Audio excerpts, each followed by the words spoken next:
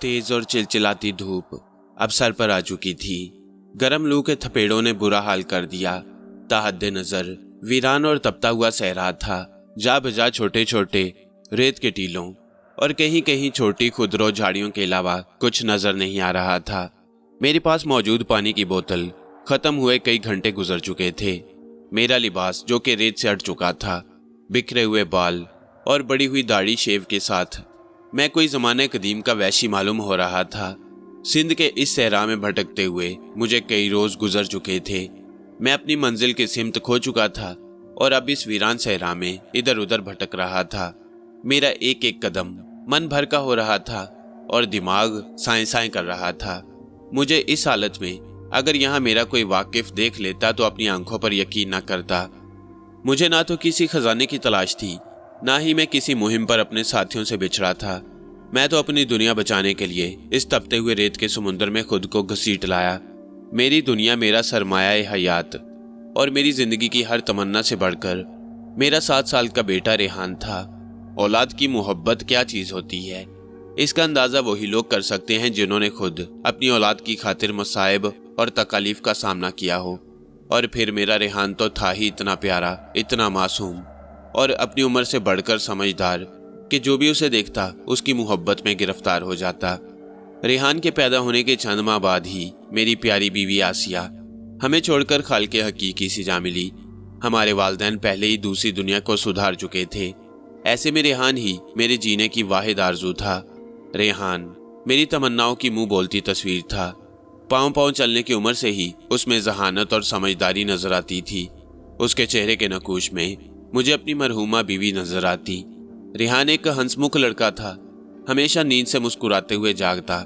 जिस तरह मुझे रेहान से बेपाया मोहब्बत थी, उसी तरह रेहान भी मुझसे बेपनाह मोहब्बत करता था। हम दोनों को एक पल के लिए भी एक दूसरे की जुदाई गवारा ना थी। लेकिन मैं नहीं मानता था कि खुदा मुझे औलाद की मोहब्बत में इतनी बड़ी आजमाइश में मुब्तला करेगा। पिछले कुछ माह से रेहान को बेहोशी के दौरे पड़ने लगे थे। बज़ाहिर वो बिल्कुल ठीक ठाक था, बस अचानक बैठे बैठे वो बेहोश हो जाता और कुछ देर बाद खुद ही होश में आ जाता। कई डॉक्टरों को दिखाया मगर डॉक्टर उसकी बीमारी समझने से कासिर थे। उसके तमाम टेस्ट बिल्कुल क्लियर थे। कुछ डॉक्टरों का कहना था कि ये जहनी दबाव की वजह से हो सकता है, लेकिन रेहान पर इतनी सी उम्र में क्या जहनी दबाव था, ये बात समझ से बाहर थी। इन दौरों की वजह से आहिस्ता आहिस्ता उसकी सेहत गिरने लगी। रेहान सुर्ख गालों वाला गोल मटोल बच्चा था, लेकिन उसके चेहरे पर हर वक्त नकाहत के आसार नुमाया रहने लगे थे। उसकी ये हालत देखकर मेरा कलेजा मुंह को आता। मैं रेहान के सामने आने से गुरेज करने लगा कि कहीं वो मेरी आंखों में छुपे आंसू ना देख ले। वो भी मुझसे बहुत मोहब्बत करता था। एक रोज जब वो दौरा पड़ने के बाद होश में आया तो मुझे अपने पास देखकर मासूमियत से बोला, पापा आप मेरी फिक्र ना करें, मुझे बिल्कुल भी दर्द नहीं होता, मैं तो बस सो जाता हूँ। जब मेरी नींद पूरी हो जाएगी ना तो फिर मैं बार बार नहीं सोऊंगा और आपको भी परेशान नहीं करूंगा। ये सुनकर मैं अपनी आंखों में उबलने वाले आंसुओं पर काबू ना रख सका। इससे पहले कि रेहान मुझे रोते हुए देखता, मैं तेजी से बाथरूम की तरफ बढ़ गया और अंदर से दरवाजा बंद कर लिया। इसके बाद मैं अपने आंसुओं पर काबू न रख सका और हाथों से चेहरा ढांप कर रोने लगा। अपने बेटे को इस हाल में देखकर मेरा दिल कटा जा रहा था। रोते रोते मेरी हिचकियां बंद गईं। काफी देर बाद मैंने जैसे तैसे खुद पर काबू पाया और मुंह हाथ धोकर बाथरूम से बाहर निकला। अगले हफ्ते मैंने यूनिवर्सिटी से छुट्टियां ली और रेहान के साथ लंदन रवाना हो गया। वहां माहिर तरीन डॉक्टर्स और न्यूरोलॉजिस्ट के एक पूरे पैनल ने रेहान का मुआयना किया। 3 दिन तक मुख्तलिफ टेस्ट किए मगर नतीजा वही, ढाक के 3 पात। मैं लाचार होकर वापस पाकिस्तान आ गया। पाकिस्तान आकर मुझे मालूम हुआ कि मेरी गैर हाजिरी में शारिक के कई फ़ोन आ चुके हैं और 2-3 मरतबा वो घर भी आ चुका है। शारिक यूनिवर्सिटी में हयातियात का प्रोफेसर था और मेरा बहुत अच्छा दोस्त था। रेहान की हालत उसके भी इल्म में थी और वो भी रेहान के लिए भाग दौड़ में लगा हुआ था। उसके इतने फ़ोन आने का मतलब था कि ज़रूर कोई ख़ास बात थी। मैंने घड़ी में वक्त देखा, रात के 9:30 बज रहे थे। इस वक्त अमूमन शारिक घर पर होता था। मैंने फ़ोन मिलाया तो कुछ देर तक घंटी बजती रही। फिर शारिक ने फ़ोन उठाया। हेलो, शारिक बोल रहा हूँ। दूसरी तरफ से शारिक की भारी आवाज़ आई। शारिक, मैं असद हूँ, आज ही लंदन से वापसी हुई है, तुमने फ़ोन किया था, सब खैरियत है? मैंने उसकी आवाज़ सुनते ही बेताबी से पूछा। असद, हाँ सब खैरियत है। मुझे ये तो मालूम था कि तुम लंदन गए हो, अलबत्ता वापसी का कुछ पता नहीं था। मेरी आवाज़ सुनकर उसने बेतकल्लुफी से कहा, खैरियत, ऐसी क्या बात थी? मैंने धड़कते हुए दिल के साथ पूछा। दरअसल मुझे मालूम हुआ था कि जर्मनी के मारूफ तरीन न्यूरोसर्जन डॉक्टर विलियम्स स्टीफन इन दिनों कराची आए हुए हैं। कल वो हमारी यूनिवर्सिटी में भी सेमिनार से मुखातिब होंगे। अगर तुम मुनासिब समझो तो रेहान के सिलसिले में उनसे बात कर लो। हो सकता है रेहान के इलाज की कोई सबील निकल आए, शारिक ने तफसील बताते हुए कहा। अरे हाँ, मैं तो भूल ही गया था। क्या लंदन के डॉक्टर्स ने भी कोई मुनासिब तरीका इलाज तजवीज़ नहीं किया? शारिक ने चौंक कर कहा। नहीं, उनकी रिपोर्ट में भी कुछ जाहिर नहीं हो रहा। मेरी तो समझ में नहीं आ रहा मैं क्या करूं, मैंने बेबसी से कहा। परेशान होने से कुछ नहीं होगा, हिम्मत मत हारो। डॉक्टर विलियम से बात करके देखते हैं, क्या मालूम खुदा ने रेहान के लिए उन्हीं के हाथों में शिफा रखी हो। शारिक ने मुझे तसल्ली दी और कल यूनिवर्सिटी में मिलने का कहकर फ़ोन बंद कर दिया। फ़ोन रखकर मैंने दिल ही दिल में दुआ मांगी, अल्लाह करे यही डॉक्टर मेरे बेटे के लिए मसीहा बन जाए और मेरा बेटा पहले की तरह हंसने खेलने लगे। अगले रोज़ यूनिवर्सिटी में सेमिनार के बाद शारिक ने मेरी मुलाकात डॉक्टर विलियम्स से करवाई। डॉक्टर विलियम्स ने उन तमाम रिपोर्ट्स का बगौर मुआयना किया जो मैं साथ लाया था। इसके बाद उन्होंने अगले रोज़ रेहान के लिए अपॉइंटमेंट दे दी। अगले रोज़ मैं रेहान को लेकर अस्पताल पहुंच गया। रेहान का वज़न पहले से तकरीबन आधा हो गया था, लेकिन मेरे 7 साल बेटे ने जिस बहादुरी और बर्दाश्त का मुजाहिरा किया वो काबिल तहसीन था। डॉक्टर विलियम्स रेहान को लेकर एक प्राइवेट वार्ड में आ गए। उन्होंने रेहान को बेड पर बिठाया और उससे बातें करने लगे। रेहान भी उनके साथ बातों में मगन हो गया। रेहान को इतने दिनों बाद हंसता खेलता देखकर मेरे आंसू छलक पड़े। मैंने जल्दी से दूसरी तरफ मुंह करके आंसू पोंछ लिए ताकि रेहान की नज़र मुझ पर ना पड़े। डॉक्टर विलियम्स को रेहान से बातें करते काफ़ी देर गुजर गई। अचानक मैंने रेहान को बेड पर गिरते हुए देखा। रेहान को फिर बेहोशी का दौरा पड़ा था। रेहान को बेहोश होता देखकर डॉक्टर विलियम्स तेजी से उठ खड़े हुए। उन्होंने नर्स और वार्ड बॉय को इशारा किया तो उन्होंने तेजी से रेहान को स्ट्रेचर पर मुंतकिल किया और स्ट्रेचर धकेलते हुए कमरे से बाहर निकल गई। डॉक्टर विलियम्स ने मेरे कंधे पर हाथ रखा और कहा, वेल मिस्टर असद, आपके बेटे के टेस्ट लेने का सही वक्त यही है। मैं इसी बात का इंतजार कर रहा था कि रेहान पर यह कैफियत कब तारी होती है। उम्मीद है अब बीमारी की सही जांच हो जाएगी। आप यही इंतजार करें। सारे टेस्ट लेने के बाद मैं आपसे तफसीली गुफ्तगू करूंगा। ये कहने के बाद डॉक्टर विलियम्स तेज तेज कदम उठाते हुए कमरे से बाहर निकल गए। मैं बोझल कदमों से चलता हुआ वापस बेड पर आकर बैठ गया। उस वक्त मेरे जहन में कई ख्यालात थे। तकरीबन 1 घंटा के इंतजार के बाद दरवाज़ा खुला और एक नर्स आई। सर, आपको डॉक्टर साहब बुला रही हैं। उसने इतला दी और वापसी के लिए मुड़ गई। मैं जल्दी से उठा और नर्स के पीछे हो लिया। डॉक्टर विलियम्स अपने चैम्बर में मौजूद थे। रेहान उनके सामने टेबल पर बैठा हुआ था और कानों में स्टीथोस्कोप लगाए डॉक्टर विलियम्स उसका सीना टटोलने में मसरूफ था। मुझे देखकर डॉक्टर विलियम्स मुस्कुराए और अपने सामने वाली कुर्सी पर बैठने का इशारा किया। रेहान की पीठ चूंकि मेरी तरफ थी इसलिए उसकी नज़र मुझ पर नहीं पड़ी। डॉक्टर विलियम्स ने रेहान से मुखातिब होकर कहा, आप अपने डैडी को नहीं बताएंगे कि आपने क्या नोट किया? रेहान चौंक कर पलटा और मुझे देखकर मुस्कुराने लगा। मेरा दिल मचल गया। अपने बेटे की मुस्कुराहट पर तो मैं अपनी तमाम पूंजी वार सकता था। मुझे देखकर रेहान चहक कर बोला, पापा, डॉक्टर अंकल और मेरे दिल की धड़कन एक जैसी है। इसका मतलब है मैं भी डॉक्टर अंकल की तरह बिल्कुल ठीक हो जाऊंगा। मेरे दिल में एक हूक सी उठी, काश ऐसा ही हो। काश मेरा बेटा भी इसी तरह बड़ा होकर नाम कमाए। डॉक्टर विलियम्स ने भी शायद मेरी इस कैफियत को महसूस कर लिया। वो गला साफ करके बोले, वेल मिस्टर असद, आपका बच्चा तो बहुत बहादुर है। मुझे यकीन है कि ये बहुत जल्द पहले की तरह ठीक हो जाएगा। अब आप जा सकती हैं। ये कहकर डॉक्टर ने एक चिट मेरी तरफ बढ़ा दी। मैंने हैरत से चिट को देखा तो उस पर लिखा था, कल सुबह 9 बजे मुलाकात करें। मैंने हैरानगी से डॉक्टर विलियम्स को देखा तो उन्होंने आंखों ही आंखों में मुझे जाने का इशारा किया। मैं समझ गया कि वो रेहान की मौजूदगी में मुझसे बात नहीं करना चाहते। मैंने रेहान को गोद में उठाया और डॉक्टर विलियम्स से अलविदाई कलमात कहकर अस्पताल से बाहर आ गया। मैं अगले रोज मुकर्रर वक्त पर अकेला डॉक्टर विलियम्स से मिला। डॉक्टर विलियम्स ने मुझे बताया रिपोर्ट्स आ चुकी हैं और रिपोर्ट्स के मुताबिक रेहान के दिमाग के दाहिने चौथे हिस्से के खुलियात की तरतीब हमवार नहीं। इसका इलाज सिर्फ ऑपरेशन से मुमकिन है। इस नौयत का ऑपरेशन इससे पहले सिर्फ एक बार हुआ है, लेकिन वो मरीज एक जवानुल उम्र शख्स था। किसी बच्चे पर यह इस नौयत का पहला ऑपरेशन होगा। ये तफसीलात सुनकर मेरे दिमाग में साएं साएं होने लगी।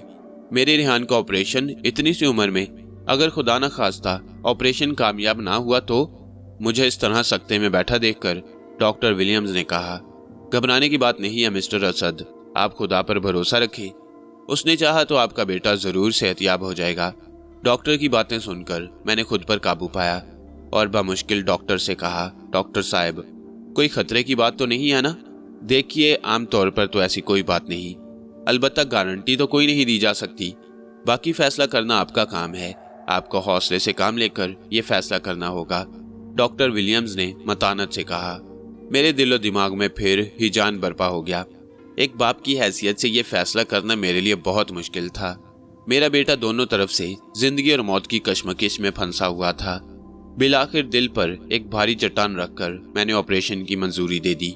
ऑपरेशन से पहले मुझसे इजाजतनामे पर दस्तखत करवा लिए गए, जिसमें यह बात भी दर्ज थी कि अगर मरीज जांबर ना हो सका तो डॉक्टर, अमला या अस्पताल इसका जिम्मेदार ना होगा।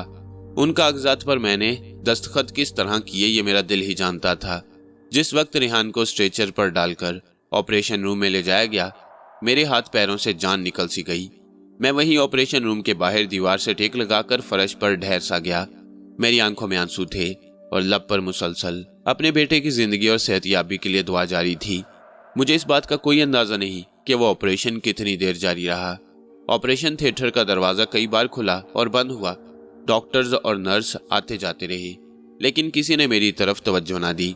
जाने कितने पहर बाद ऑपरेशन थिएटर के बाहर जलता हुआ बल्ब बुझा और डॉक्टर विलियम्स बाहर आए।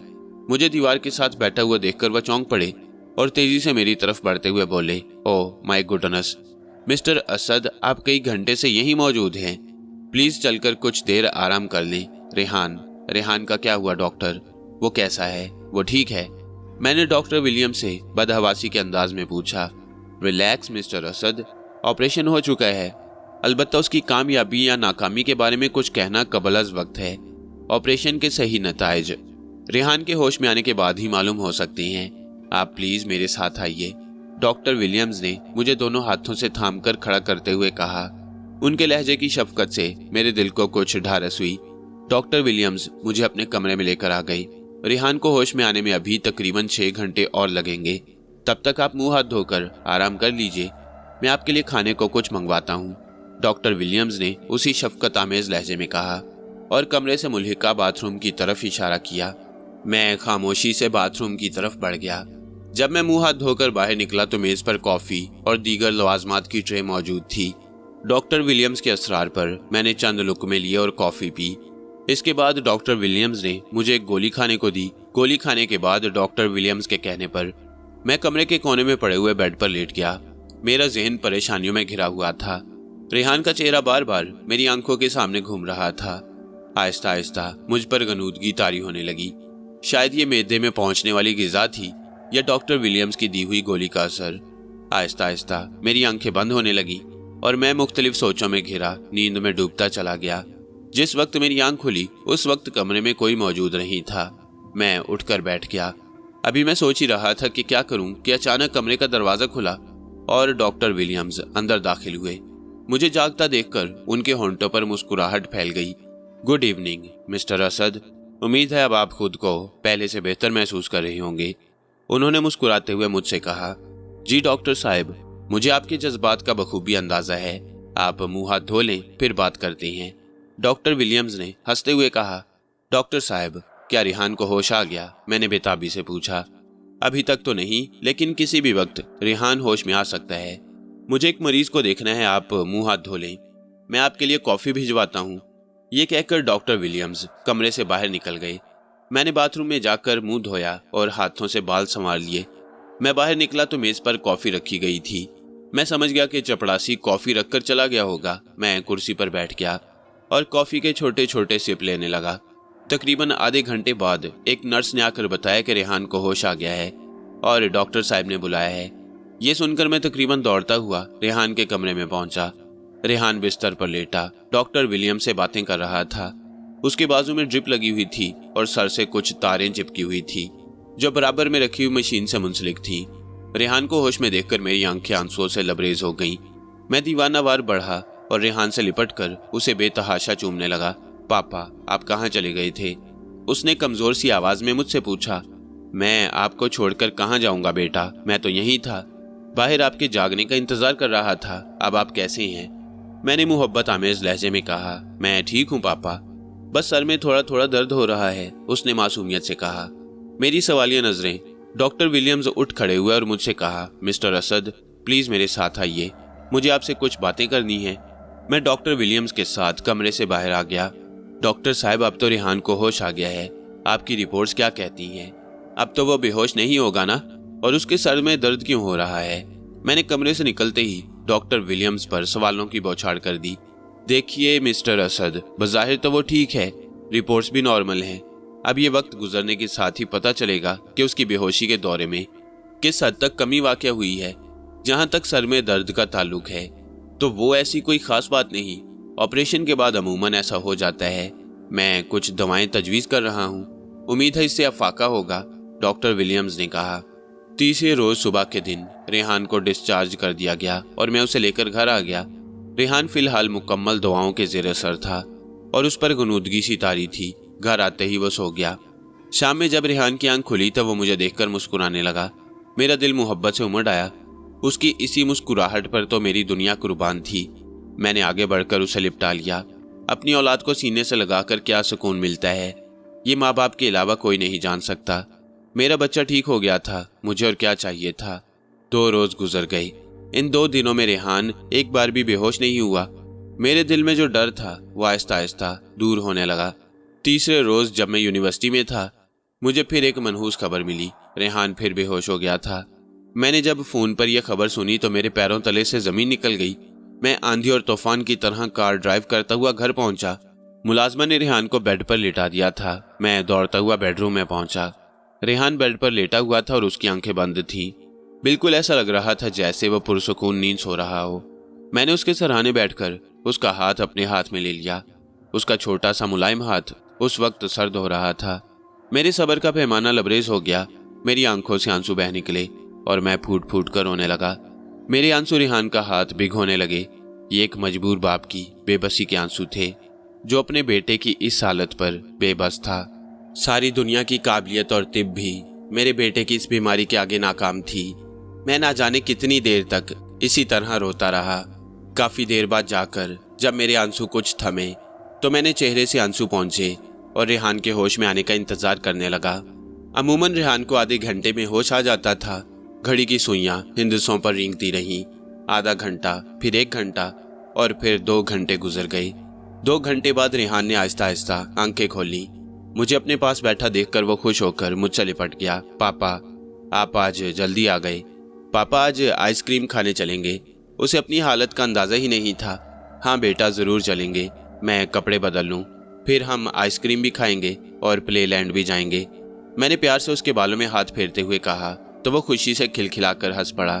मैं कपड़े तब्दील करने के बहाने अपने कमरे में आया और डॉक्टर विलियम्स को फोन किया। वहां से मालूम हुआ कि डॉक्टर विलियम्स गुज़िश्ता रोज वापस जर्मनी रवाना हो चुकी हैं। मैंने मायूस होकर रिसीवर रख दिया। उस रोज शाम को मैं हंसपे वादा रेहान को बाहर घुमाने ले गया। रेहान बेहद खुश था।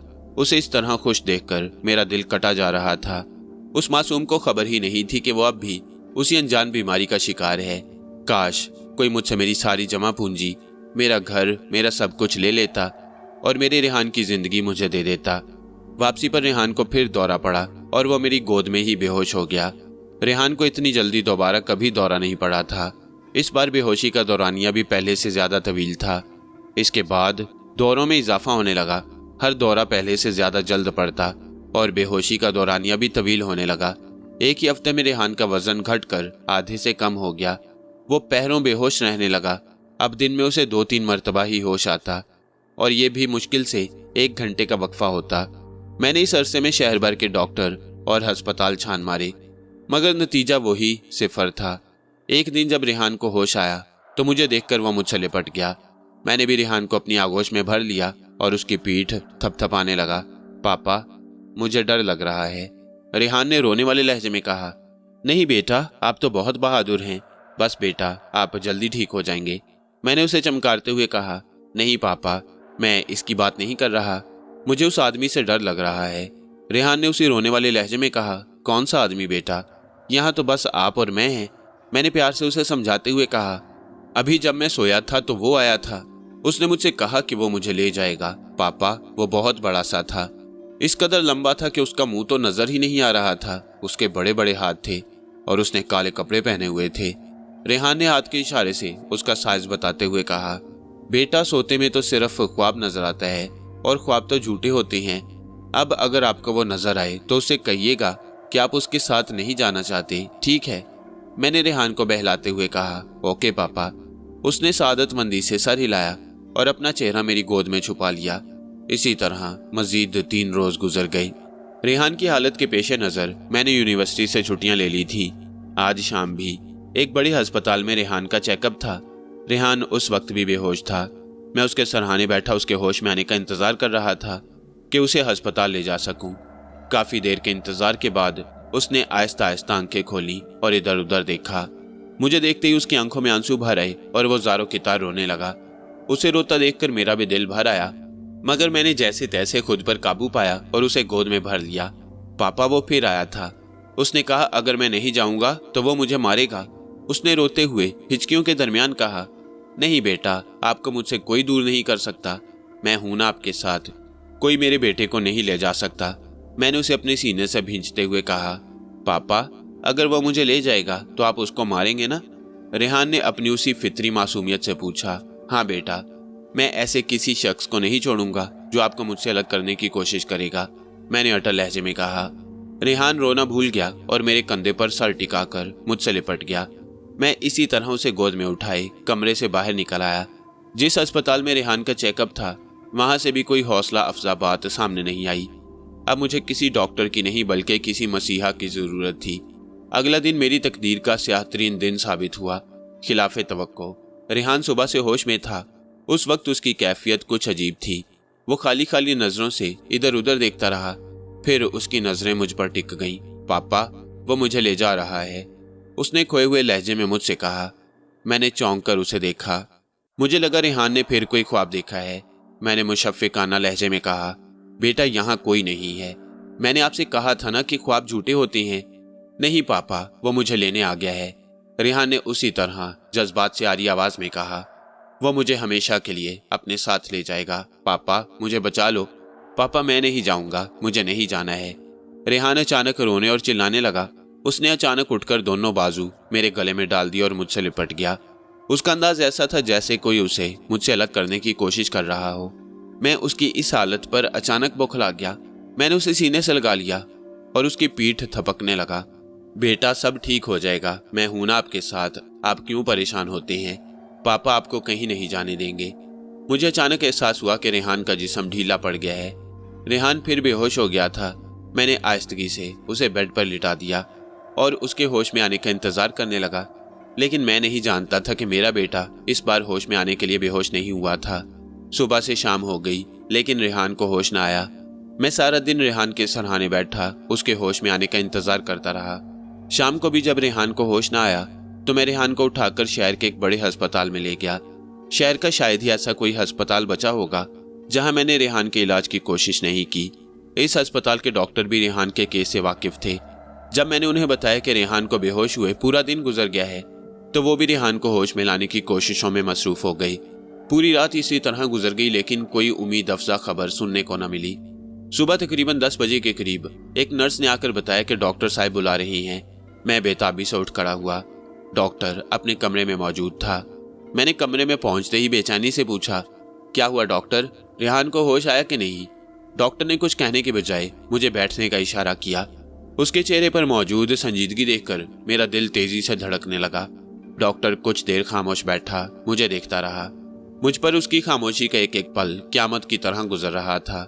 बिलाखिर डॉक्टर नरम लहजे में मुझसे मुखातिब हुआ, मिस्टर असद, हम सब आपके बेटे के केस से और आपकी अपने बेटे से वालिहाना मोहब्बत से बखूबी वाकिफ हैं। मुझे मालूम है कि ये वक्त आपके लिए कठिन है, मगर आपको हिम्मत और हौसले से काम लेना होगा। बाज़-औक़ात जिंदगी में ऐसे मराहिल आ जाते हैं जहां इंसान सब्र के अलावा कुछ नहीं कर सकता। बस करो डॉक्टर, मुझे नसीहतें मत करो। मैं जो ना जाने कब से खुद को संभाले बैठा था अचानक चिल्लाने लगा, मुझे सीधी तरह बताओ, मेरा रेहान कैसा है? मैंने बरहमी से कहा। देखिए मिस्टर असद, मेरे पास आपको सुनाने के लिए कोई अच्छी खबर नहीं है। रेहान कोमा की हालत में चला गया है। डॉक्टर की ये बात सुनकर मेरे हवासों पर बिजली सी गिर पड़ी। पहले तो मुझे अपने कानों पर यकीन ही नहीं आया। मैं सख्त किसी कैफियत में बैठा डॉक्टर को तकता रहा। डॉक्टर के अल्फाज आपस में गुडमुड होकर मेरे कानों में गूंज रहे थे। फिर जब बात मेरी समझ में आई तो मैं कुर्सी से उछलकर खड़ा हो गया। नहीं, ये नहीं हो सकता। मेरा रेहान कोमा में नहीं जा सकता। मैं नहीं जाने दूंगा। मैंने उसे वादा किया था कि मैं उसे नहीं जाने दूंगा। मुझ पर अचानक वहशत तारी हो गई और मैं दरवाजे की तरफ भागा। इससे पहले कि मैं दरवाजे से बाहर निकलता, अचानक कमरे का मंजर मेरी आंखों के सामने घूमने लगा। मैंने हाथ बढ़ाकर किसी चीज को थामने की कोशिश की, लेकिन अचानक मेरी आंखों के सामने स्याह चादर सी फैलने लगी और मैं चकराकर फर्श पर गिर पड़ा। मेरे कानों में आने वाली आवाज डॉक्टर की थी, जो किसी को चीख चीख कर बुला रहा था। जब मेरी आंख खुली तो मैंने खुद को अस्पताल के कमरे में पाया। कमरे में उस वक्त कोई नहीं था। मैं उठकर बैठ गया। मेरे जिस्म पर वही लिबास था जो मैंने आते हुए पहना हुआ था। इसका मतलब था कि मुझे यहाँ ज्यादा देर नहीं गुजरी थी। फिर मुझे अचानक रेहान का ख्याल आया। डॉक्टर कह रहा था कि मेरा बेटा कोमा में चला गया है। मैं तड़प कर उठा और तेजी से कमरे से बाहर निकला। मेरा रुख उस कमरे की जानिब था जहां रेहान को रखा गया था। जब मैं उस कमरे में पहुंचा तो कमरा खाली पड़ा था। अभी मैं इधर उधर देख ही रहा था कि कमरे का दरवाजा खुला और सफेद वर्दी में मलबूस एक वार्ड बॉय अंदर दाखिल हुआ। मुझे इस तरह खाली कमरे में खड़ा देखकर वो समझ गया कि मैं यहाँ किस लिए आया हूँ। इससे पहले कि कुछ कहता उसने मुझसे कहा, इस कमरे के मरीज को आईसीयू में मुंतकिल कर दिया गया है। आप काउंटर से मालूमात हासिल कर लें। आईसीयू में कोई मुलाकाती मरीज से नहीं मिल सकता, उसने अपने मखसूस रूखे लहजे में बताया और फिर कमरे में मौजूद ड्रिप वगैरह समेटने में मसरूफ हो गया। मैं तेजी से कमरे से निकला। इस बार मेरा रुख आईसीयू की जानिब था। चूंकि मैं पहले भी इस अस्पताल में आ चुका था, इसलिए मुझे इसके मोहल्ले वकू का इल्म था। आईसीयू का दरवाजा बंद था। मैंने खिड़की से अंदर झांका तो मुझे अपना दिल बंद होता हुआ महसूस होने लगा। मेरा बेटा रेहान आईसीयू के बेड पर बेहोश हालत में लेटा हुआ था। उसके मुंह पर ऑक्सीजन मास्क लगा हुआ था। बाजू में ड्रिप लगी हुई थी। सर पर मुख्तलिफ तारें चिपकी हुई थी, जिनका दूसरा सिरा साइड में रखी हुई मशीन से मुंसलिक था। मैं सकते की हालत में खड़ा उसे देखता रहा। अचानक मेरी मरहूमा बीवी आसिया के अल्फाज मेरे कानों में गूंजे, मुझसे वादा करें कि आप हमारे बेटे का ख्याल रखेंगे। मेरी आंखें नम हो गईं और आंसू का खतरा पिघल कर मेरे गालों से होता हुआ फर्श पर गिर गया। मैंने आसिया से वादा किया था कि मैं रेहान का ख्याल रखूंगा, लेकिन तकदीर ने मुझे ऐसे मोड़ पर ला खड़ा कर दिया जहां मैं अपने बेटे को एक शीशे की दीवार के पार देखने के अलावा कुछ नहीं कर सकता था। मैं ना जाने कितनी देर तक खड़ा रेहान को यूं ही देखता रहा। मुझे ऐसा लग रहा था जैसे मेरे चारों तरफ सन्नाटा छा गया हो। डॉक्टर और नर्सेज इधर उधर घूम रहे थे, मगर ना मुझे उनकी मौजूदगी का एहसास हो रहा था, ना ही कोई आवाज आ रही थी। अचानक मुझे आसिया बुरी तरह याद आने लगी। ऐसे मुश्किल वक्त में अगर जीवन साथी साथ हो तो उससे बढ़कर कोई सहारा नहीं होता। मैं अब आसिया से मिल तो नहीं सकता था, मगर उसकी आखिरी आरामगाह पर जाकर उसे अपना दुख बता तो सकता था। मैं उसे नहीं देख सकता था, मगर शायद वह मुझे देख लेती। ये ख्याल आते ही मैं मुड़ा और बोझल कदमों से चलता हुआ अस्पताल से बाहर आ गया। मुझे गिरदोपेश का कोई होश न था। मेरा दिमाग सुन्न हो रहा था। मुझे अपनी गाड़ी का भी ख्याल नहीं आया जो अस्पताल की पार्किंग में खड़ी थी। इसी तरह पैदल चलता हुआ अस्पताल से काफी दूर निकल आया। मेरा रुख उस कब्रिस्तान की जानिब था जहां आसिया अब्दी नींद सो रही थी। गोया कब्रिस्तान अस्पताल से काफी दूर था, लेकिन मुझे किसी चीज का होश नहीं था। मैं ना जाने कब तक चलता रहा। अचानक मेरी कमर पर एक पत्थर आकर लगा। मुझे तकलीफ का एहसास हुआ, लेकिन मैंने पलट कर देखने की जहमत गवारा न की और इसी तरह चलता रहा। जो दुख मैं उठा रहा था उसके आगे ये छोटी मोटी तकलीफ क्या हैसियत रखती थी। थोड़ी देर बाद एक और पत्थर आकर मेरे सर की पिछली जानिब लगा। इस पत्थर की जरब से मेरा दिमाग हिल गया। मैं झुंझला कर पलटा। मुझे लगा कि शायद ये आसपास खेलने वाले बच्चों की शरारत होगी, लेकिन जब मैंने पलट कर देखा तो दूर दूर तक किसी जीरूह का नामो निशान तक न था। दोपहर का वक्त हो चला था और तपती हुई धूप सर पर थी। ऐसे में कौन था जो इस सुनसान जगह मुझसे शरारत कर रहा था? मैं अभी खड़ा ये सोच ही रहा था कि एक पत्थर मेरी टांग पर आकर लगा। इस मर्तबा चूंकि मेरा दिमाग हाजिर था, इसलिए मैंने चौंक कर फौरन उस सिमत में देखा जहां से पत्थर आया था। वो कोई पागल शख्स था जो अजीब से हुलिये में एक दरख्त के नीचे बैठा था। उसके कपड़े जगह जगह से फटे हुए थे, बाल और दाढ़ी उलझे हुए और बेतरतीब थे। उसकी गोद में छोटे बड़े पत्थर भरे पड़े थे। मुझे देखकर उसके होंठों पर एक तंजिया मुस्कुराहट दौड़ गई, जैसे वो मेरा मजाक उड़ा रहा हो। क्या बात है, तुम क्यों बिला वजह मुझे पत्थर मार रहे हो? मैंने ऊंची आवाज में उससे पूछा। उसने जवाब देने के बजाय एक और पत्थर उठाया और ताक कर मुझे दे मारा। मुझे तवक्को नहीं थी कि मेरे सवाल के जवाब में वो ये हरकत करेगा। पत्थर सीधा आकर मेरे घुटने पर लगा। मैं बिलबिला कर रह गया। मैं शदीद गुस्से के आलम में उसकी तरफ बढ़ा ही था कि अचानक उसने गरजदार आवाज में कहा, तेरी किस्मत में पत्थर ही पत्थर हैं। मैंने भी मारा तो क्या हुआ, मुझसे क्या लड़ता है? जाकर अपनी किस्मत से लड़। मैं ठिठक कर रुक गया। गौस ने यह बात अपने पागलपन में कही होगी, लेकिन बात तो सच थी। मैं सर झुकाकर वापस कब्रिस्तान के रास्ते पर पलट गया।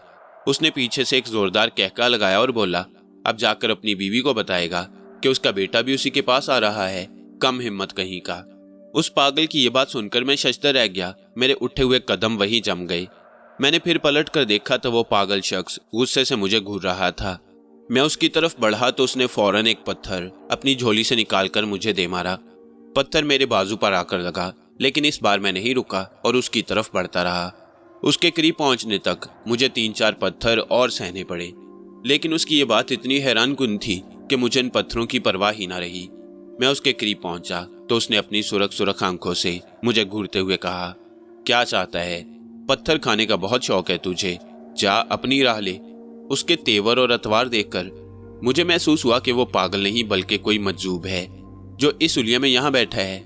मैंने नरम लहजे में उससे पूछा, आपने मेरी बीवी और बेटे के बारे में ये बात कैसे कही, जबकि मैंने तो आपको पहले देखा भी नहीं? उसने गरज कर कहा, देखता भी कैसे? आंखों पर दुनियादारी की पट्टी जो बंधी हुई थी। खुदा ने तुझे जो कुछ दिया, क्या तूने भी उसका शुक्र अदा किया?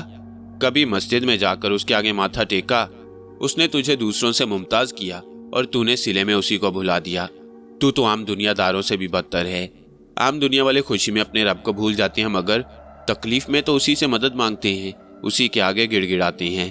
तुझे तो तकलीफ में भी अपना रब याद न आया तो मुझे कैसे देखता? वो कह रहा था और मेरी नजरें शर्म से जमीन में गड़ी जा रही थीं। ये सच था कि मैं सिर्फ नाम का मुसलमान था। मैंने कभी नमाज रोजे या किसी और दीनी काम को कोई अहमियत नहीं दी। नमाज जुमा भी महीनों में कभी एक बार पढ़ता था। शायद तभी अल्लाह मुझसे नाराज था। अब खड़ा क्या है, जा दफा हो जा। वो तेरे बेटे को ले गया है, अब तुझे तेरा बेटा नहीं मिलेगा, मजजूब ने गरज कर मुझसे कहा। मैं उसकी ये बात सुनकर दंग रह गया। यही बात रिहान ने मुझसे कही थी कि कोई उसे ले जा रहा है, लेकिन मैंने उसकी बात पर यकीन नहीं किया। अब यही बात मजजूब ने कही थी। मैं फौरन उसके सामने घुटनों के बल बैठ गया।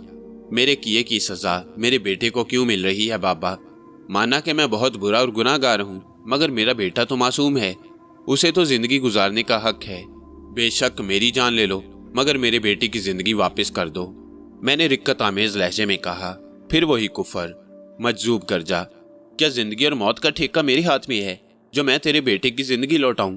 तुझ जैसे शख्स के साथ यही होना चाहिए। जा चला जा, मातम कर अपनी बदनसीबी का। मजजूब का गुस्सा अरूज पर था। बाबा ऐसा मत कहो, मैं अपने बेटे से बहुत प्यार करता हूँ। मुझे इतना तो बता दो कि मेरे बेटे को कौन ले गया है। मैं उसे अपना बेटा वापस ले आऊंगा। मुझे ये तो पता चले कि कोई मेरे बेटे के पीछे क्यों पड़ गया है। मुझे बस इतना बता दो बाबा, मैंने गिड़गिड़ाते हुए कहा। बहुत चाहता है अपने बेटे को? मजजूब ने गौर से मुझे देखते हुए कहा। वजह जानना चाहता है?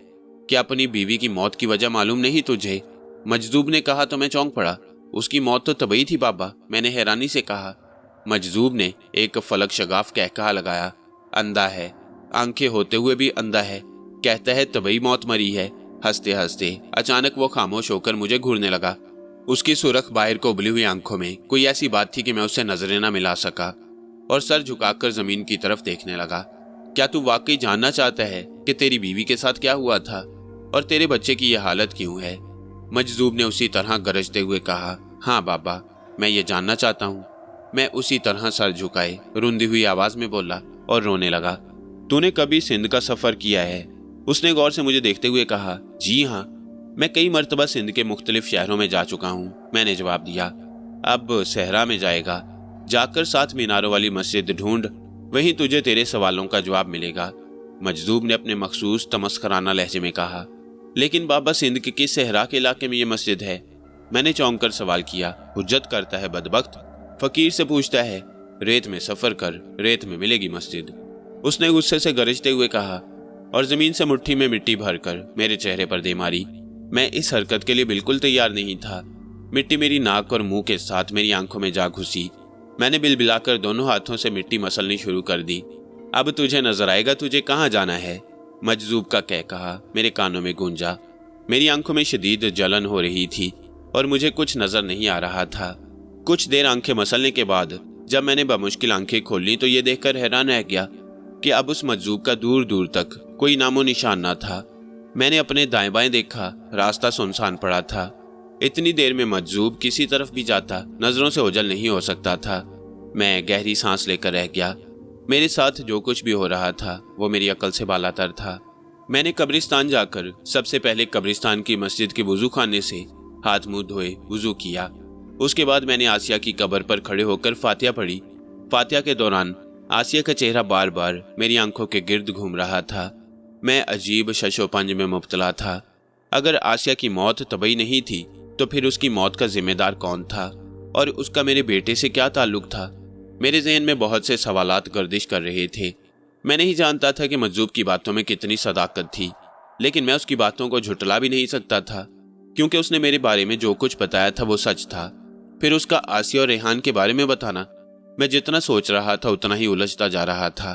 क्या मुझे उस मजजूब की बताई हुई जगह पर जाना चाहिए था या नहीं, मालूम नहीं वो जगह सिंध में किस जगह वाक़ हो। सिंध का तो बेशतर हिस्सा ही थर और चोलिस्तान जैसे रेगिस्तानों पर मुश्तमिल था। मैं एक अनजान जगह को कहाँ कहाँ ढूंढता फिरता और वहाँ ऐसा कौन होता जो मुझे मेरे बेटे की इस नामालूम बीमारी की वजह या इलाज बताता। फातिहा के बाद मैंने अल्लाह से गिड़गिड़ा कर दुआ मांगी, ऐ परवरदिगार, दीनों दुनिया के मालिक, मुझे इतराफ़ है कि मैं तेरा इंतहाई गुनाहगार बंदा हूँ। हमेशा तेरी नाशुक्री और नाफरमानी की, तेरे किए गए एहसानों को कभी याद ना रखा, हमेशा इसे अपना वस्फ जाना। तेरे इंसाफ से तो मेरा मुकद्दर जहन्नुम के सिवा कुछ भी नहीं, मगर तेरी रहमत तो बेपाया है, बेहिसाब है। तेरी रहमत के सदके तुझसे भीख मांग रहा हूँ। मुझे मेरे बेटे की जिंदगी अता कर दे, बेशक मुझे सजा दे, लेकिन एक बार मुझे मेरे बेटे का हंसता मुस्कुराता चेहरा दिखा दे।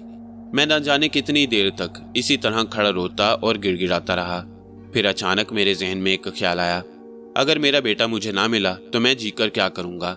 आसिया पहले ही मुझसे रूठकर दूर जा चुकी थी, तो अब मुझे अगर रेहान के इलाज की एक सबील नजर आई थी तो मैं उससे हिचकिचा क्यों रहा था। अगर किसी तौर मुझे वो मस्जिद मिल गई और वहाँ रेहान का इलाज मिल गया तो मेरे नज़दीक इससे बड़ी बात और क्या हो सकती थी। दुनिया भर के डॉक्टर तो वैसे ही नाकाम हो चुके थे, और अगर मुझे उस मजजूब की बताई हुई जगह भी कोई ना मिला तो अपने बेटे का मुर्दा चेहरा देखने से कबल मैं खुद ही मौत को गले लगा लूंगा।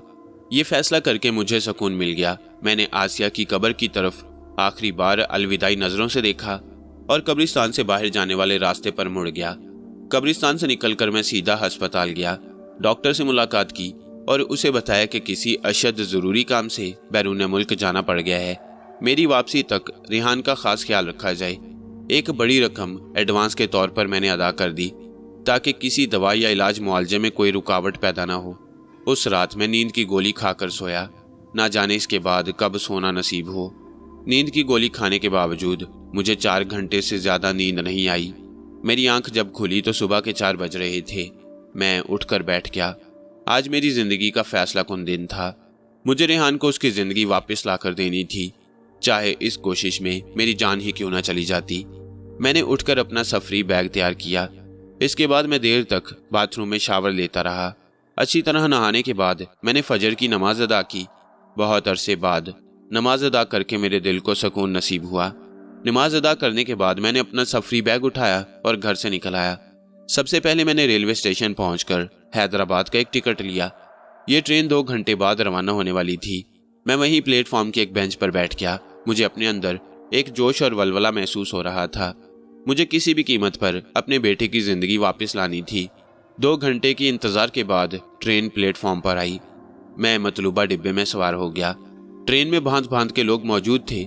मैं उन तमाम लोगों से ला ताल्लुक खिड़की से बाहर देखता रहा। ट्रेन ने सीटी बजाई और आहिस्ता आहिस्ता रेंगना शुरू हो गई। कराची की हदूद से बाहर निकलने के बाद ट्रेन की रफ्तार में इजाफा हो गया। मैं बगौर उन रास्तों को देख रहा था जहां से ट्रेन गुजर रही थी। सिंध का इलाका शुरू हो चुका था। दूर तक मैदानी इलाका फैला हुआ था जिसमें कहीं कहीं किसानों ने काश्तकारी की हुई थी। ट्रेन तकरीबन 3 घंटे बाद हैदराबाद पहुंच गई। मैं अपना सफरी बैग संभाल कर ट्रेन से उतरा और स्टेशन से बाहर आ गया। स्टेशन के बाहर काफ़ी टैक्सियां खड़ी हुई थी। मैंने हर एक से 7 मीनारों वाली मस्जिद के बारे में पूछा, लेकिन किसी टैक्सी ड्राइवर को हैदराबाद या उसके मुज़ाफ़ात में ऐसी किसी मस्जिद का इल्म नहीं था। मैंने एक टैक्सी को दिन भर के लिए बुक किया और 7 मीनारों वाली मस्जिद की तलाश में निकल पड़ा। सारा दिन मुख्तलिफ जगहों पर मस्जिद ढूंढता रहा, लेकिन पूरे शहर में कोई ऐसी मस्जिद से वाकिफ ना था। रात को मैंने एक होटल में कैंप किया। अगले रोज मैं सक्खर पहुंच गया। यहाँ भी सारा दिन घूमने के बाद 7 मीनारों वाली मस्जिद का कहीं पता न चल सका। मैं एक के बाद एक शहर और गांव में इसी तरह भटकता रहा, लेकिन 7 मीनारों वाली मस्जिद का कोई पता न चल सका। मैंने भी तय कर लिया था कि सिंध का एक एक चप्पा छान डालूंगा। अगर ऐसी कोई मस्जिद है तो मैं उसे ढूंढे बगैर दम नहीं लूंगा। कई रोज मुख्तलिफ शहरों और गांव में भटकने के बाद मैं सहराए थर के किनारे वाक़े एक गांव में पहुंचा। गांव ज्यादा बड़ा नहीं था, यही कोई 100-150 घरों पर मुश्तमिल होगा। गांव के लोगों ने रवायती मेहमान नवाजी निभाते हुए मुझे खाने खिलाया और मुझसे मेरी मंजिल के बारे में पूछा। मैं जानता था कि यहाँ भी कोई ऐसी मस्जिद से वाकिफ नहीं होगा। हस्बे तवक्को उन लोगों ने भी मायूसी से नफ़ी में सर हिला दिए। मैं गहरी सांस लेकर रह गया। अभी किस्मत में ना जाने और कितना भटकना बाकी था। गांव के वडेरे ने मेरे कंधे पर हाथ रखा और सिंधी उर्दू मिली जुली जुबान में कहा कि उसके गांव में एक 150 साला बुजुर्ग है।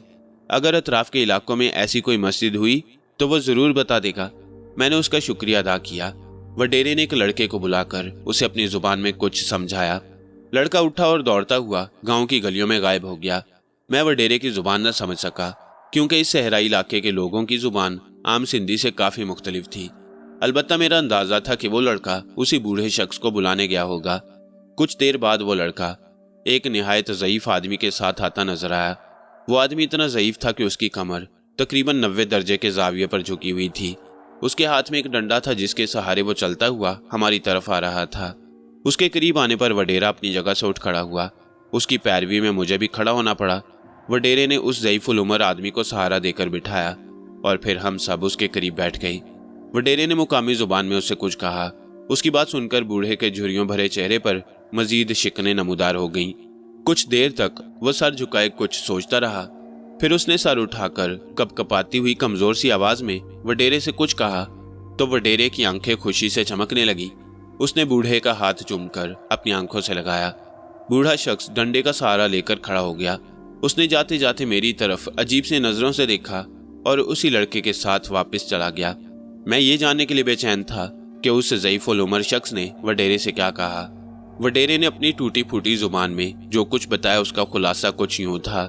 यूं तो इस मस्जिद के बारे में यहाँ कोई नहीं जानता, लेकिन ये बाबा जो अभी आया था इसने बताया है कि अब से कोई 100 बरस कबल ऐसी एक मस्जिद का शोहरा था। वो मस्जिद किसी बुजुर्ग दीन ने वहाँ अपने क़याम के दौरान आबाद की। वो मस्जिद यहाँ से तकरीबन 40 कोस दूर शुमाल मगरिब की सिमत में थर के एक नखलिस्तान में वाक़ई थी। उस वक्त वहाँ एक बस्ती आबाद थी, मगर चूंकि वो इलाका दीगर आबादियों से काफ़ी दूर था और वहाँ मौजूद पानी का कुआं जब आबादी की ज़रूरियात के आगे छोटा पड़ गया तो उस बस्ती के लोग नकल मकानी करके दूसरी आबाद जगहों पर मुंतकिल हो गए। वो इलाका आहिस्ता आहिस्ता वीरान होता चला गया। पिछली कई दहाइयों से उस इलाके की तरफ कोई नहीं गया। एक तो वो इलाका बहुत ज़्यादा मुसाफत पर है, फिर रास्ते में कहीं पानी नहीं मिलता। मैं भी यही कहूँगा कि आप वहाँ ना ही जाएं तो बेहतर होगा। वडेरे ने सारी तफसील बताने के बाद हमदर्दाना लहजे में मशवरा देते हुए कहा। मैं उसे कैसे समझाता कि ये मेरे इख्तियार की बात नहीं। मैंने उसे ये कहकर टाल दिया कि मेरा वहाँ जाना बेहद ज़रूरी है। मेरे बेहद असरार पर उसने मेरे लिए एक खच्चर का बंदोबस्त कर दिया और पानी की 2 बोतलें मेरे हमरा कर दी। वो रात मैंने वडेरे के मकान में गुजारी और सुबह सवेरे अपने सफ़र पर निकल खड़ा हुआ। वडेरे ने आखिरी वक्त तक कोशिश की कि मैं अपने इरादे से बाज आ जाऊं, लेकिन मेरे अटल इरादे के आगे भला उसकी क्या चलती। वडेरा और गांव के दूसरे अफराद मुझे गांव के बाहर तक छोड़ने के लिए आए। उनमें वो ज़ईफुल उमर शख्स भी शामिल था जिसने 7 मीनारों वाली मस्जिद की निशानदेही की। गांव के बाहर पहुंचकर उसने उंगली से एक सिमत में इशारा किया। मैं समझ गया कि मुझे इस सिमत में सफ़र करना है। मैंने वडेरे और दूसरे तमाम लोगों का शुक्रिया अदा किया और खच्चर पर सवार होकर चल पड़ा। सहरा में पैदल सफ़र मौत को दावत देने के बराबर था। मैं इन सादा और पुरखुलूस लोगों का मशकूर था कि उन्होंने अपनी बिसात के मुताबिक मेरी हर मुमकिन मदद की। जैसे जैसे मैं आगे बढ़ता गया सब्ज़े और दरख्तों की तादाद कम होती गई। अब ज़्यादातर इलाका रेतला था। जिसमें कहीं कहीं खुदरो झाड़ियां उगी हुई थी। दोपहर तक मैं इसी तरह सफर करता रहा। जब सूरज सर पर आ गया और गर्मी नाकाबिले बर्दाश्त हो गई तो मैंने पड़ाव की तलाश में नजरें दौड़ाई। दूर दूर तक कोई साइबान नहीं था। उस इलाके में ना ही दरख्त थे और ना ऐसी चट्टानें जिनके दरमियान साया मिलता। मैंने खच्चर को एक टीले के साए में खड़ा किया और खुद भी वहीं जमीन पर बैठ गया। अभी तो सफर का आगाज हुआ था, आगे ना जाने कितनी और सऊबतें बर्दाश्त करनी थी। मैंने अपने पास मौजूद पानी की बोतल से थोड़ा सा पानी पिया और बोतल एहतियात से बंद कर दी। सहरा में अगर पानी एहतियात से ना इस्तेमाल किया जाए तो उसके खतरनाक नताइज सामने आ सकते हैं। कुछ देर सस्ताने के बाद मैंने सफर का आगाज कर दिया। 3 रोज तक मैं इसी तरह सफर करता रहा। अपने अंदाजे के मुताबिक मैंने तकरीबन आधा सफर तय कर लिया था। चौथे रोज दोपहर के वक्त आंधी चलनी शुरू हो गई। मैं उस वक्त एक रेत के टीले के साए में बैठा आराम कर रहा था। सहरा की आंधी के बारे में मैंने बहुत कुछ पढ़ रखा था, लेकिन बराह रास्त तजुर्बा करने का ये मेरा पहला इत्तफाक था। रेत का तूफान देखते ही देखते शिद्दत इख्तियार कर गया। सहरा में हर तरफ रेत ही रेत उड़ रही थी। साए साए की आवाज से सहरा गूंज रहा था। मैं अपने सर और चेहरे पर चादर लपेटे एक टीले की आड़ में दुबका बैठा था। अचानक खच्चर बिलबिलाता हुआ उठ खड़ा हुआ। इससे पहले कि मैं उसकी रस्सी थामता वो भाग खड़ा हुआ। इस तूफान में उसके पीछे जाना मौत को दावत देने के बराबर था। मैं बेबसी से उसे देखता रहा। आंधी कोई 2 घंटे तक चलती रही, फिर आहिस्ता आहिस्ता थमने लगी। कुछ देर बाद सहरा में पहले जैसा सकूत छा गया। आंधी थमने के बाद मैं उठ खड़ा हुआ और मैंने अपने खच्चर की तलाश में नजरें दौड़ाईं। जितनी दूर तक मेरी नजर काम कर सकती थी, मुझे वो खच्चर कहीं दिखाई ना दिया। मेरा सब सामान खच्चर पर लदा हुआ था। ले देकर एक पानी की बोतल बच गई थी जो मेरे हाथ में रह गई। मैं कुछ देर खड़ा सोचता रहा कि आया खच्चर की तलाश में जाऊं या पैदल सफर जारी रखूं। मैं इस सहरा में अजनबी था और इधर उधर भटकना मेरे लिए खतरनाक भी हो सकता था। मैंने सोचा काफी सफर तो तय हो गया है, अब बकिया सफर पैदल भी किया जा सकता है। ये सोचकर मैंने खच्चर पर लानत भेजकर पैदल चलना शुरू कर दिया। पानी की बोतल को मैंने बहुत संभाल कर अपने पास रखा, क्योंकि अब यही मेरा वाहिद ज़ादेरा बच गया था। मैं अगले 2 रोज तक पैदल सफर करता रहा। मेरी हालत सख्त खराब थी। 2 दिन से मैंने चंद घूंट पानी के अलावा कुछ खाया पिया नहीं था। फिर सहरा में सफर करते हुए मुझे अचानक अजीब सा एहसास होने लगा। मुझे यूं लगा जैसे कोई दूर से मुझे देख रहा हो। कई बार मुझे किसी टीले पर किसी की मौजूदगी का एहसास हुआ, लेकिन जब मैंने नजरें उठाकर देखा तो वहां कोई ना था। कभी मुझे ऐसे लगता जैसे आसपास टीलों पर बहुत से लोग खड़े मुझ पर हंस रहे हों। उनकी हंसी की बाज गश्त मेरे कानों में गूंजती तो मैं चौंक पड़ता, मगर इधर उधर देखने पर मुझे कोई नजर ना आता। शायद ये सहरा का शराब था। मैंने सहरा के शराब के बारे में सुना और पढ़ा था कि अक्सर सहरा में सफर करने वालों को पानी का शराब नजर आता है, लेकिन किसी जीरू की मौजूदगी या उनकी आवाजों की बाबत में कुछ नहीं जानता था। अब तो मुझे सिम्मत का भी कोई अंदाजा नहीं था। मैं तो बस खुद को घसीटे चला जा रहा था। मेरा दिमाग शल हो चुका था। मैं कितने दिन, कितने घंटों और कितने पहरों से चल रहा था, सब भुला बैठा। मैंने सर उठाकर देखा।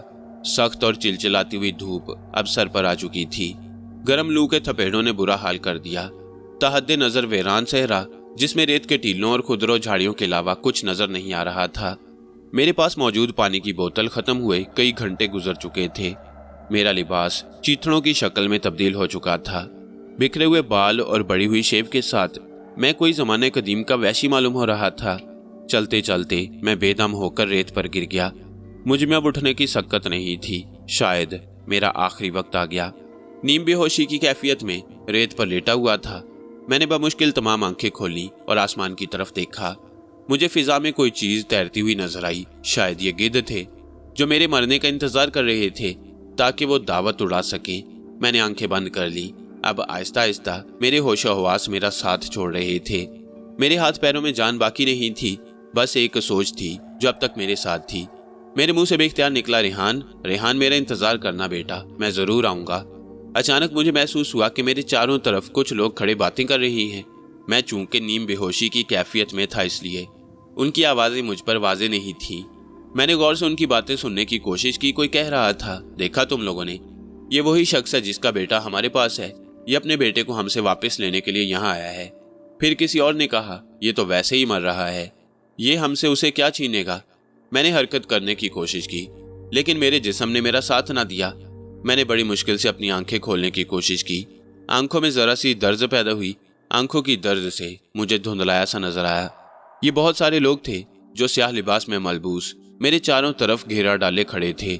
उनके कद इतने ऊंचे थे कि मुझे उनका चेहरा नजर नहीं आ रहा था, बस उनके धुंधले से हैवले नजर आ रहे थे।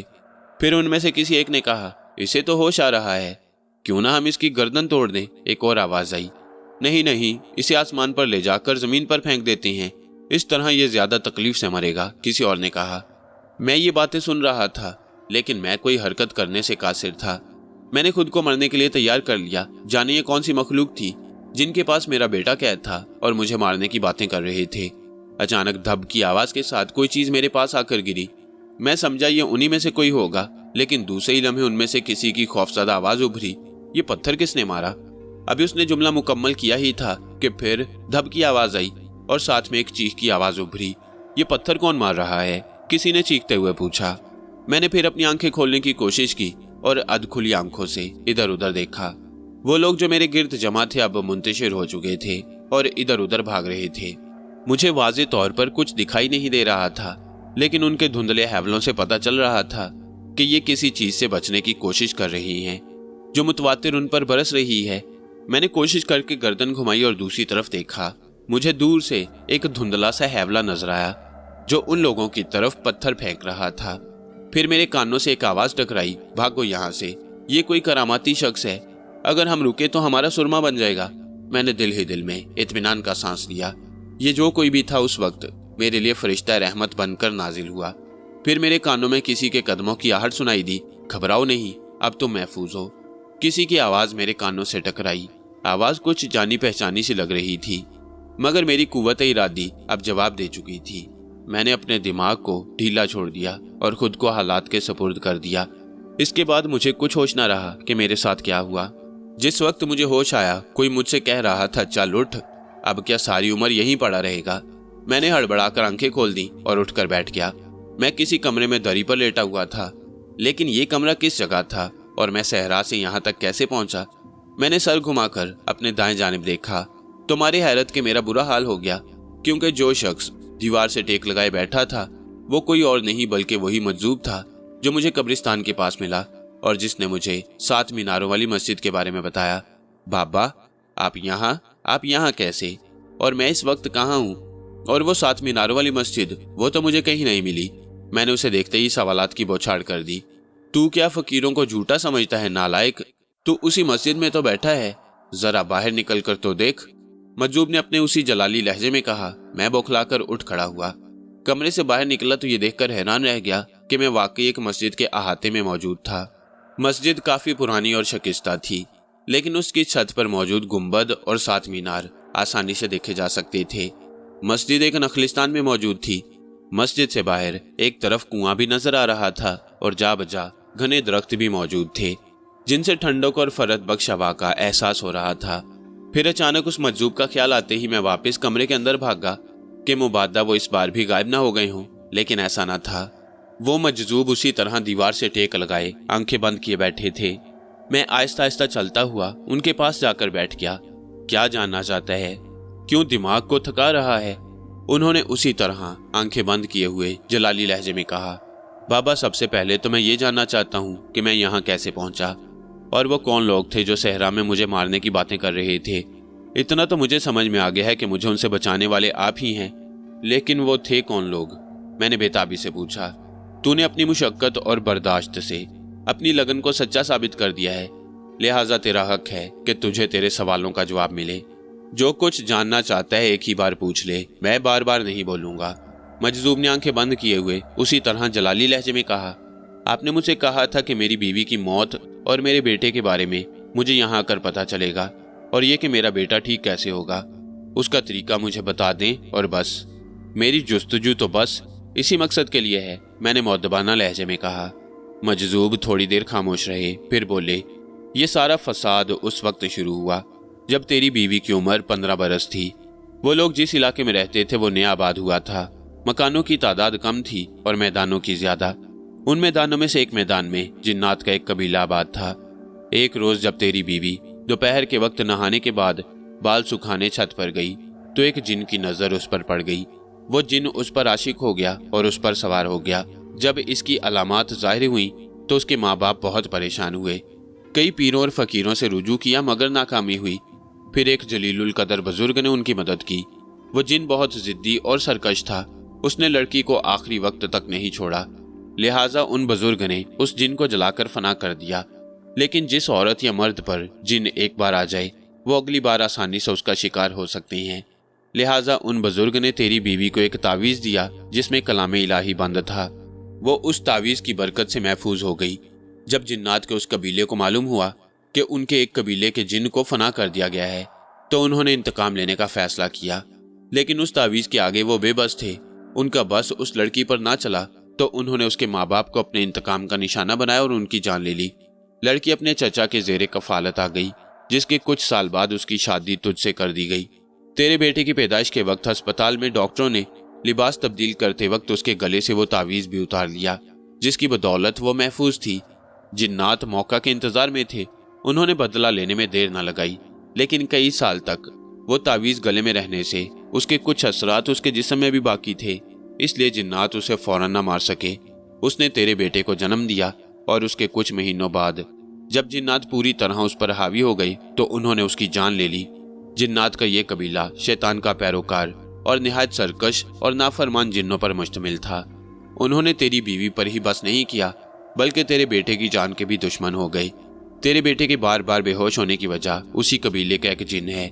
वो जब जब तेरे बेटे के सर पर सवार होता तेरा बेटा बेहोश हो जाता। फिर उस कबीले के सरदार जिन ने उस जिन को हुक्म दिया कि वो तेरे बेटे की रूह लाकर यहाँ कैद कर दे ताकि तू जिंदगी भर उसे बेहोश देखकर तड़पता रहे। इंसान के जिस्म में दो रूहों का वजूद होता है, एक सैलानी रूह और एक मौजूदा रूह। सैलानी रूह जब जिस्म से निकल जाती है तो इंसान बेसुध होकर पड़ा रहता है और ये सैलानी रूह आज़ाद होकर जिस्म से अलग भी हो जाती है। और फिर वक्ते ज़रूरत मौजूदा रूह फौरन सैलानी रूह से राब्ता करती है और सैलानी रूह फौरन आकर जिस्म में विराजमान हो जाती है और इंसान बाहोश व हवास जाग पड़ता है। खैर, ये बहुत लंबा चक्कर है। उसने तेरे बेटे की सैलानी रूह को कैद कर लिया। इन हालात का जिम्मेदार किसी हद तक तू भी है।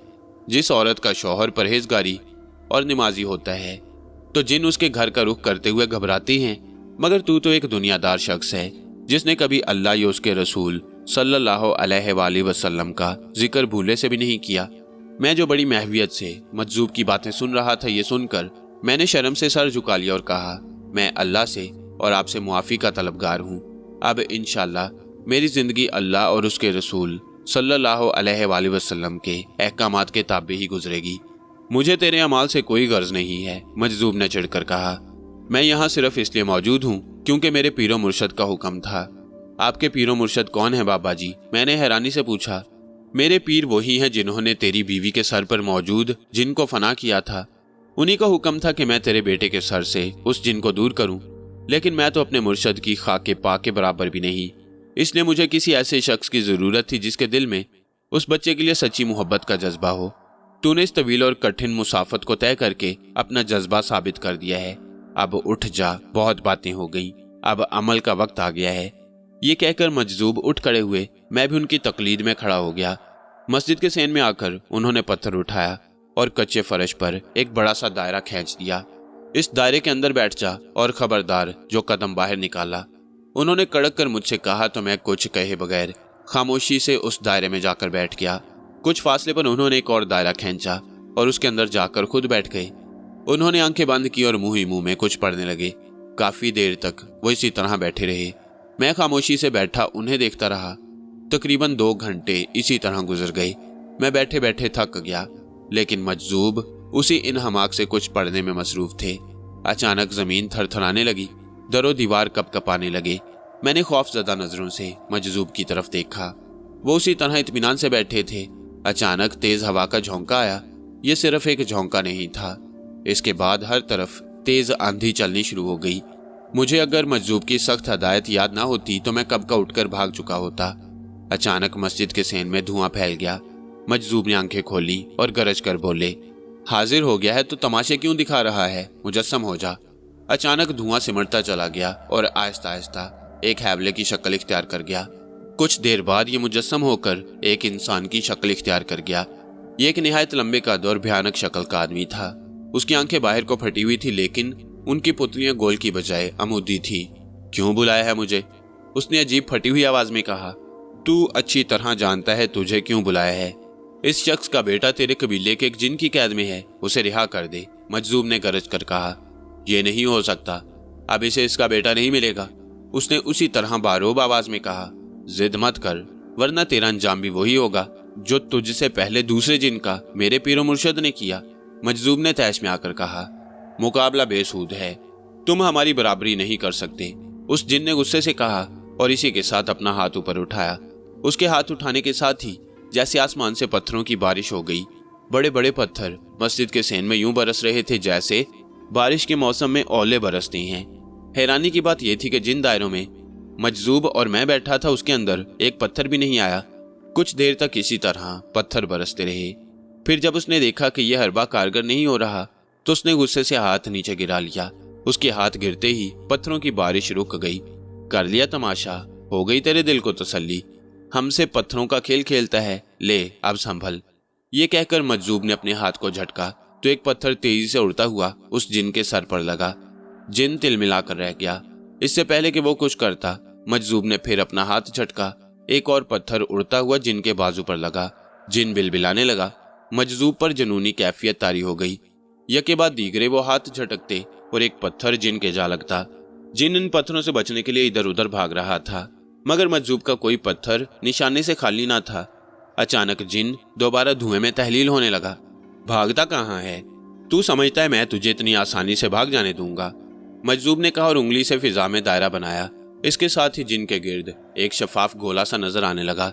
जिन धुएं में तब्दील होकर उस गोले से बाहर निकलने की कोशिश कर रहा था, मगर शायद ये कोई करामाती हिसार था जिससे बाहर निकलना जिन के बस से बाहर था। जिन दोबारा अपनी शक्ल में मुजस्सम हो गया, मगर अब वो उससे शफाफ गोले में कैद था। मुझे मुआफ कर दो, मैं इसके बेटे को लौटा दूंगा, मुझे जाने दो। अचानक जिन की आवाज गूंजी। मैं तेरी बात पर कैसे यकीन कर लूं? कल को फिर तेरे कबीले का कोई आवारा जिन इसके पीछे पड़ जाएगा। बुला अपने कबीले को और खा कसम हजरत दाऊद बिन सुलेमान अलैहिस्सलाम की। मजजूब ने गुस्से से गरजते हुए कहा। वो सब यहीं मौजूद हैं, जिन ने बेबसी से कहा। इसके साथ ही मस्जिद के अहाते से बाहर बेशुमार अफराद नजर आने शुरू हो गई। ये सब ऊंचे कद और स्याह लिबास वाले जिन थे।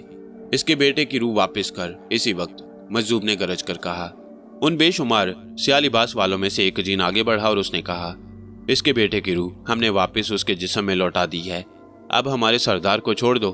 पहले खा कसम हजरत दाऊद बिन सुलेमान अलैहिस्सलाम की कि अब तू और तेरे कबीले का कोई भी जिन इस आदमी या इसके किसी रिश्तेदार की राह में आइंदा नहीं आएगा। मजजूब ने उसी तरह जलाली लहजे में सरदार जिन से मुखातिब होकर कहा। सरदार जिन ने कसम खाकर वादा किया कि वो या आइंदा उसके कबीले का कोई जिन ऐसी हरकत दोबारा नहीं करेगा। ये सुनकर मजजूब ने अपना हाथ झटका और वह शफाफ गोला गायब हो गया। इसके साथ ही वो सरदार और उसके तमाम पैरोकार जिन नजरों से ओझल हो गए।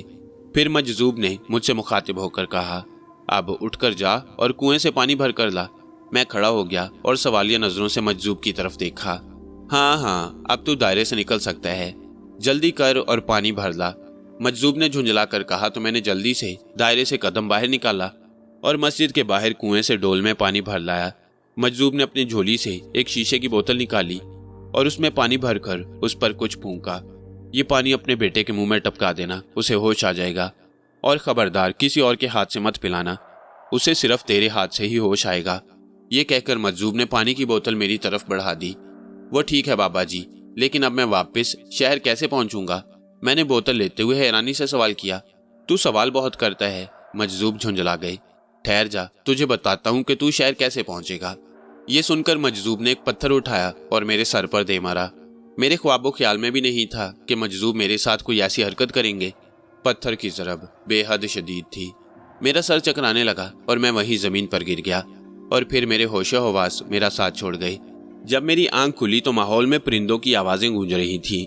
मैं जमीन पर लेटा हुआ था, लेकिन वो जगह तो नहीं थी जहां मैं बेहोश हुआ था। मैंने उठकर इधर उधर देखा।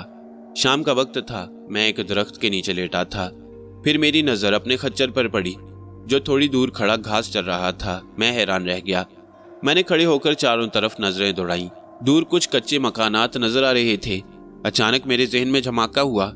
ये तो वही गांव था जहां से मैंने अपने सफर का आगाज किया, लेकिन मैं यहां तक पहुंचा कैसे? और वो पानी की बोतल? मैंने बौखलाकर इधर उधर देखा। पानी की बोतल दरख्त के नीचे उसी जगह पड़ी थी जहां मुझे होश आया था। पानी की बोतल पाकर मैंने इत्मीनान की सांस ली। इसके बाद मैंने खच्चर को पकड़ा और उसकी रस्सी थामे पैदल ही गांव की तरफ रवाना हो गया। गांव के वडेरे ने बड़ी इज्जत की, मुझे मेहमान रखा और मुझे अपने मकसद में कामयाबी पर मुबारकबाद दी। अगले रोज मैं कराची के लिए रवाना हो गया और किसी दिक्कत के बगैर कराची पहुंच गया।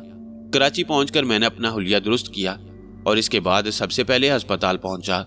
डॉक्टर्स के मुताबिक रेहान अभी तक कोमा में था और उसकी हालत में कोई फर्क नहीं आया था। मेरी दरख्वास्त पर मुझे रेहान के कमरे में पहुंचा दिया गया। मैंने धड़कते दिल से बिस्मिल्लाह पढ़कर बोतल का पानी रेहान के मुंह में टपकाया और उसके होश में आने का इंतजार करने लगा। मेरे लिए एक एक पल क़यामत बनकर गुजर रहा था। थोड़ी देर बाद रेहान के जिस्म में किसमिसाहट के आसार पैदा हुए और उसने आंखें खोल दी। मेरा दिल खुशी से लबरेज हो गया और मैं रेहान से लिपट गया। आज रेहान पाक फिजाइया में ज़ेरे तरबियत पायलट की हैसियत से अपनी तालीम मुकम्मल कर रहा है। इन 15 बरसों में वो एक बार भी बेहोश तो क्या, बीमार तक नहीं हुआ। मैंने नमाज को अपना मामूल बना लिया और आज भी हर नमाज के बाद दुआ करता हूँ कि अल्लाह किसी बाप को ऐसी आजमाइश में मुब्तला न करे और सबको अपनी पनाह में रखे। आमीन।